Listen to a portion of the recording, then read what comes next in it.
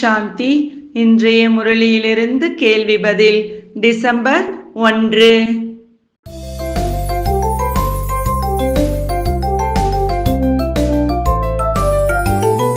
பிரிக்க முடியாத பரமாத்மாவின் சிநேகத்தின் சக்தி நம்மை எதுபோல் ஆக்கிவிடும்.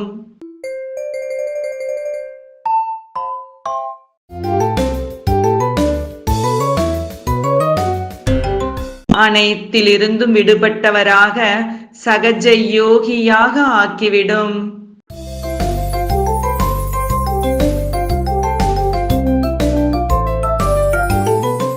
பிரம்மாவின் நினைவு நாள் அன்று என்ன லட்சியம் வைக்க வேண்டும்?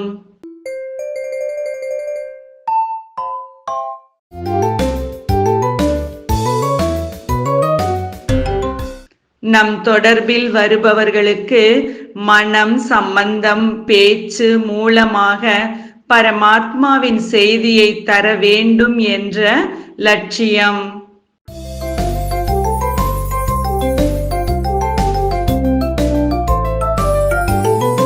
சிவராத்திரியை எவ்வாறு கொண்டாட வேண்டும்?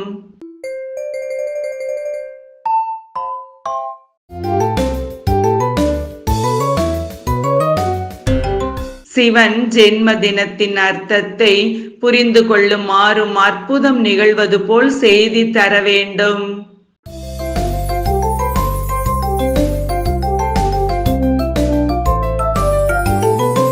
கர்மம் செய்யும் போது எது நினைவில் இருக்க வேண்டும்?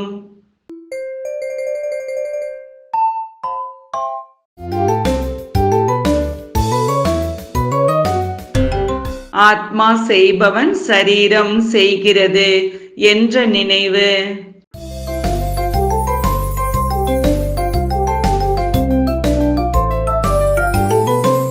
தினம்தோறும் இரவில் பிரம்மா ஏன் கர்ம இந்திரிய கச்சேரியை கூட்டினார்?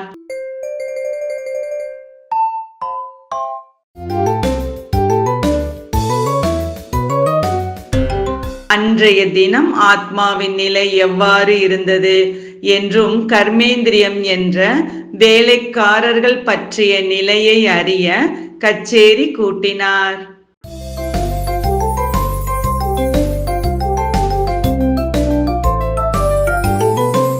அஞ்ஞானிகளுக்கும் ஞானிகளுக்கும் உள்ள வேறுபாடு என்ன?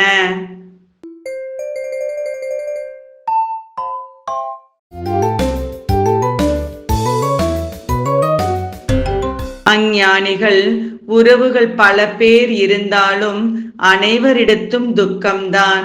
ஞானிகள் ஒருவரிடம் அனைத்து உறவும் வைப்பதால் முழு சுகம் அடைகின்றனர்.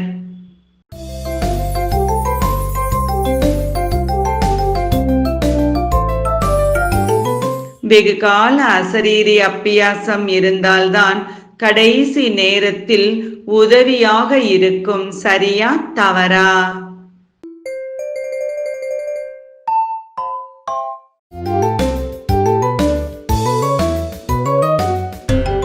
சரி.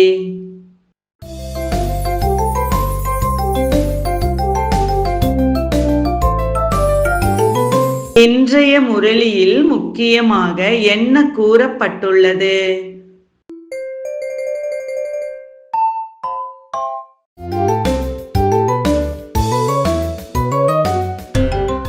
பிரம்மா சுயம் தான் கர்ம கணக்கின் வசமாகாமலும் மற்றவர்களுக்கு தான் கர்ம கணக்கை முடிக்கிறேன் என்ற அனுபவம் ஏற்படாத அளவிற்கு முடித்தார்.